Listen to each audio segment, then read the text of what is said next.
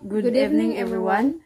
Today we are going to discuss what is authentic assessment, its principles, and traditional assessment vis-a-vis authentic assessment, framework for authentic assessment, and authentic assessment development process. So today we are going to discuss first what is authentic assessment. So authentic assessment involves evaluating student learning through real-world tasks that require students to apply their knowledge and skills in meaningful context. Examples include projects, presentations, portfolios, simulations, and problem-solving scenarios. So why use authentic assessment? So principles of assessment and the contrast between traditional and authentic assessment. So this response will explore the fundamental principles of assessment in education and then delve into a comparison between traditional assessment and authentic assessment. So this analysis will draw upon the provided search results to offer a comprehensive understanding of these two contrasting approaches. So principles of assessment. So assessment in education serves as a crucial tool for understanding student learning and guiding instruction. Its principles guide the design and implementation of assessments, ensuring they are effective, fair, and aligned with educational goals. So here are the key principles of assessment. It includes validity. An assessment is valid if it measures what is intended to measure. Next one is the reliability. A reliable assessment produces consistent results over time and across different raters. Next is the fairness. A fair assessment is free from bias and provides equal opportunities for all students to demonstrate their learning. Another one is the transparency. So in transparency, students should understand the assessment criteria and how their performance will be evaluated. Next is the alignment with learning objectives. So assessment should be directly aligned with the learning objectives of the course or unit. This ensures that the assessment accurately measures the intended learning outcomes. Next one is the formative assessment. So in formative assessment, it is ongoing and provides feedback to students and teachers throughout the learning process. Why use authentic assessment? So authentic assessment is a powerful tool for evaluating student learning beyond rote memorization. So it emphasizes real-world application of knowledge and skills, allowing students to demonstrate their understanding in meaningful and relevant context. This approach shifts the focus from simply knowing facts to demonstrating the ability to use the facts to solve problems, think critically, and create innovative solutions. Authentic assessment framework has its components. So number one, clear learning objectives. So the assessment should be aligned with specific learning objectives, outlining the knowledge and skills students are expected to acquire and demonstrate. So second one, we have the authentic task. Real-world challenges requiring students to apply their knowledge and skills in practical and relevant context. Next, given time allotment, sufficient allotted time for the students to prepare their assessment, allowing them to research, plan, and develop their responses. Next, HATS type of questions and answer.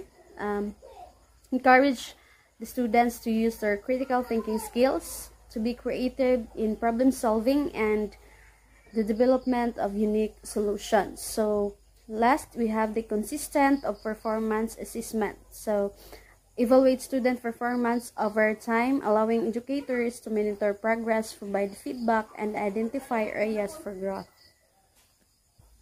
Moreover, authentic assessment framework has its dimensions. So, five-dimensional framework developed by Gulikers, Bastanians, and Kersner. This framework emphasizes the importance of aligning assessment with professional practice, ensuring that tasks reflect the real-world demands of the field. So first, we have the authenticity of the task. So the task should be relevant to the field of study and reflect the types of problem professionals face.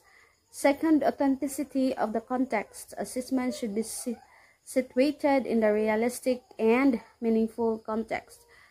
Third, authenticity of the process. The assessment should involve the same process that professionals use to solve problems, including research, analysis, and decision making.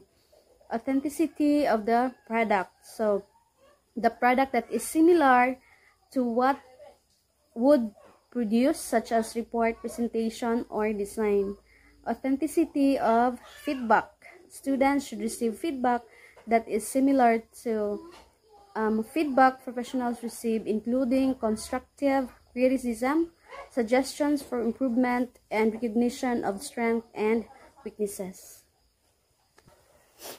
Developing authentic assessment has a step-by-step guide. So first, we have define clear objectives. So this objective should outline the specific knowledge, skills, and attitudes students are expected to acquire and demonstrate.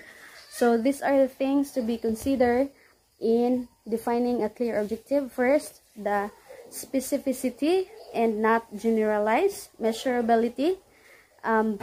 Objectives should be praised in a way that allows for observable and measurable outcomes. Relevance. It talks about aligned with the curriculum and not the overall goals of the course or program. Lastly, to be considered in defining a clear objective is the alignment. The assessment should be aligned with your learning objectives. Step 2, design authentic task. And also, in designing authentic tasks, these are the things to be considered. Real-world connection should be grounded in real-world scenarios, problems, or situations that students might encounter in their chosen field or everyday lives. Next, complexity. Students should encourage critical thinking, problem-solving, creativity, and communication skills. Engagement. Students should be motivated to engage for them to foster a sense of purpose and ownership of their learning. Third step, we have developed a scoring rubric. So, in terms of rubric, we should have our criteria in grading our students or evaluating our students and levels of performance. Define clear, distinct levels of performance for each criterion, ranging from poor to excellent. So, descriptors. Provide specific and descriptive language to explain what each level of performance looks like in practice. So, next we have the transparency. Share the rubric with students in advance, promoting self-assessment and understanding of expectation. Step 4, provide ongoing formative feedback. So, also these are the considerations. Regular feedback. Assessment process not just at the end. Specificity, focus on specific strengths and areas for improvement. Actionable, offers concrete suggestions for how students can improve their work. Students' involvement, encourage students to self-assess their work and provide peer feedback. Step 5, reflect and revise. So, also these are the things to be considered. Data analysis. Analyze students' performance data to identify patterns and trends. Student feedback. Gather feedback from students on the assessment task, rubric, and overall experience.